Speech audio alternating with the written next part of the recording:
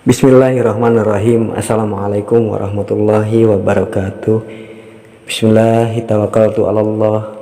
La haula wala quwata illa billahi aliyil azim. Sebagai ulasan yang dapat saya sampaikan adalah berawal dari pertanyaan, karena tidak sholat, apakah ibadah yang lainnya tidak diterima?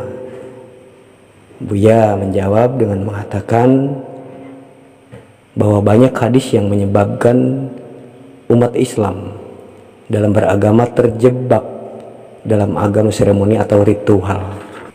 Untuk lebih memahaminya, saya mengajak mari bersama kita simak tausiahnya dan semoga bermanfaat bagi kita semua.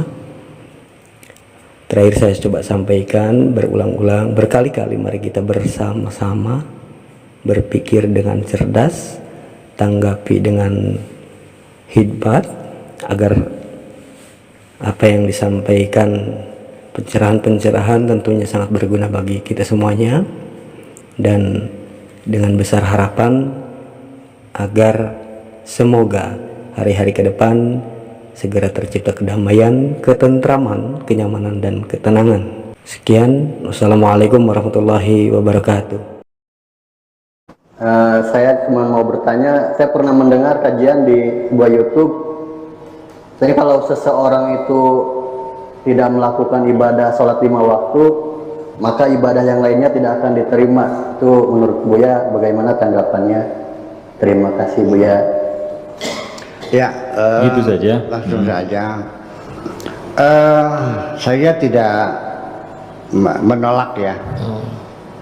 Tetapi saya melihat bahwa ibadah sholat ini menjadi panglima dalam beragama.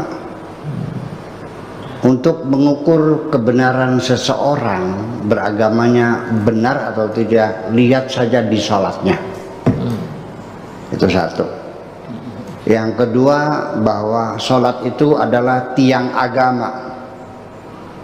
As-sholatu imaduddin, faman aqamaha faqad haddamaddin. Barang siapa yang mendirikan sholat berarti mendirikan agama. Wa man tarakaha faqad haddamaddin. Barang siapa meninggalkan sholat berarti menghancurkan agama. Lalu ada lagi hadis, wah segudang nih saya teman-teman. Ya, banyak ratusan hadis tentang sholatnya. Ya, antara lain, inna awwala ma yuhasabu bihil mar'u yaumal qiyamah as-sholatu. Nanti amalan-amalan yang pertama-tama dihisab oleh Allah adalah sholat. Barang siapa yang tidak sholat, maka semua amalnya tidak diterima. Ya. Banyak banget deh. Nah, hadis-hadis inilah yang kemudian menyebabkan umat Islam dalam beragama terjebak dalam agama seremoni, agama ritual. Iya kan? Nah, agama spiritualnya lepas, agama sosialnya lepas. Mana buktinya agama sosialnya? Berantem kok perang saudara sampai sekarang. Apakah dibenarkan umat Islam saling bunuh-membunuh? Iya, Irak hancur lebur, Syria porak-poranda, Yaman masih terbakar, Libya jungkir balik. Ini bukan sekarang, dari zaman dahulu kala umat Islam saling bunuh-membunuh itu. Di mana ibadah sosialnya? Di mana spiritualnya? Kita sibuk bikin masjid. Ya, semakin rajin berjamaah, semakin rajin bertengkarnya. Saya tidak merendahkan sholat, ya tidak. Tetapi kenapa di Al-Quran sendiri, kalau memang itu sebagai tiang agama, kalau itu memang menjadi ukuran seseorang, kalau tidak sholat amalnya tidak ada yang diterima, kenapa dalam Al-Quran ibadah sholat hanya sekali-kali disebutkan dan tidak berulang-ulang? Itu pun secara global saja, aqimus sholat. Berapa kali sehari tidak disebutkan, rakaatnya tidak disebutkan, apa yang dibaca juga tidak disebutkan, tidak ada dalam Al-Quran bagaimana protokol sholat itu dilakukan. Dan sampai sekarang sholat orang berbeda-beda. Ada yang takbirnya di atas kepala, ada yang di atas kuping, di bawah kuping, di atas pundak, ada yang digoyang-goyang, ada yang sedekap, ada yang tidak. Sampai baca Fatihahnya ada yang baca Fatihah, ada yang tidak. Yang baca Fatihah ada yang baca bahasa, ada yang tidak. Sampai menunjuk sepatu syahadat saja, tasawuf saja, ada yang digoyang-goyang. Nah, saya jujur mau berkata, Nabi Muhammad sholatnya gimana? Saya mau niru sholatnya seperti Nabi Muhammad. Artinya dalam komunikasi sehari-hari, kalau saya memerintahkan kamu hanya sekali dua kali, tidak akan berbeda dengan ketika saya menyuruh kamu berkali-kali. Betul enggak? Yang berkali-kali itu infak. Anfiqu wa mimma razaqnahum yunfiqum. Infak. Kenapa dalam bab fikihnya kok nggak ada bab infak? Ini ada satu persoalan yang tersembunyi sesungguhnya. Ya, saya tidak menolak itu semuanya, cuma saya sedang berhipotesa. Kalau dia itu memang tiang agama, kalau itu memang landasan seseorang amalnya tidak diterima kalau tidak sholat, ya mungkinnya dikatakannya 1000 kali dalam Al-Quran ini. Itu yang jadi persoalan. Jadi sampai sekarang tidak ada yang tahu Nabi Muhammad itu sholatnya seperti apa. Saya ingin meniru seperti Nabi sholatnya. Ayo, sedekap nggak Nabi? Nabi tangannya digoyang-goyang nggak? Nggak tahu juga. Nabi baca Fatihah nggak? Baca basmalah nggak? Nggak tahu juga. Karena berbeda-beda, itu berarti kita sama tidak tahu. Jadi kalau Anda meyakini semacam itu, ya syukurlah, supaya amal Anda diterima, ya yang rajin sholatnya. Gitu aja. Iya, jadi artinya saya juga secara logika sederhana sering saya mengatakan, untuk mengukur kebenaran seseorang zaman sekarang, nggak usah di kepintaran ngajinya, nggak usah di wiridanya, nggak usah di puasanya, nggak usah lah, nggak usah di kedermawanannya, nggak usah. Anak muda zaman sekarang asal mau sholat 5 waktu saja sudah paling hebat sekarang. Salah nggak kan?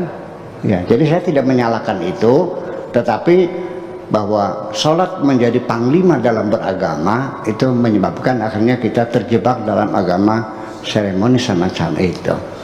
Nah, sehingga ini konsekuensinya, kalau orang itu tidak sholat tapi dia sangat dermawan sekali, Anda hormati nggak? Ada orang itu sholatnya rajin tapi medit, dihormati nggak? Ada orang bertengkar saja tapi sholat berjamaahnya rajin, hebat nggak?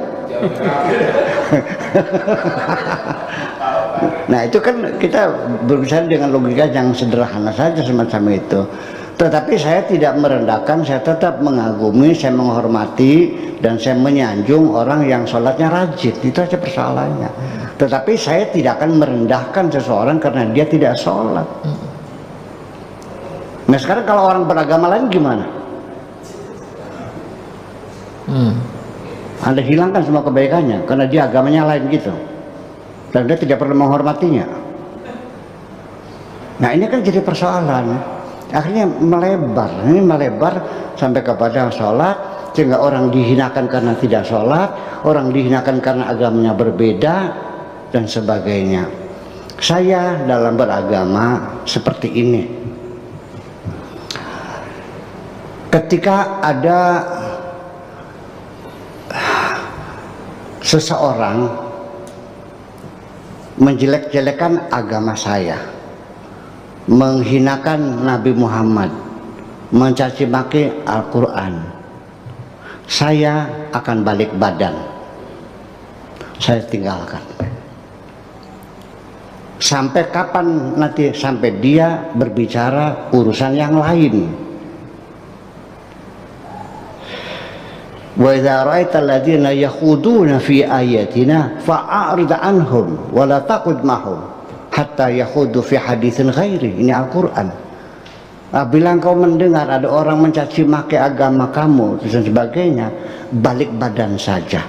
Jangan duduk bersama mereka sampai mereka berbicara yang lain. Saya tidak akan melaporkannya ke Baris Krim sebagai penistaan agama. Ini Al-Qur'annya begitu. Maunya gimana? Iya. Wa idza ra'aitumul ladzina fi yakhudun fi ayatillah yustaza'u bihi, ya, menghinakan ayat Tuhan. Fa'arid anhum wala taqudu mahum, balik badan, jangan duduk bersama mereka, hatta yakhudu fi haditsin khairi. Balik badan juga tidak selamanya. Kalau sudah dia bicara yang lain, masalah ekonomi, masalah bisnis, ya mangga silakan, itu masalahnya. Jadi artinya Tuhan sendiri juga tidak memberi petunjuk kita seperti itu untuk memukuli orang yang ini, tidak. Iya kan? Tapi kan ada undang-undang penistaan agama kan, yaitu terserah kamu. Kalau saya mau ikut Al-Quran aja lah. Makasih kita.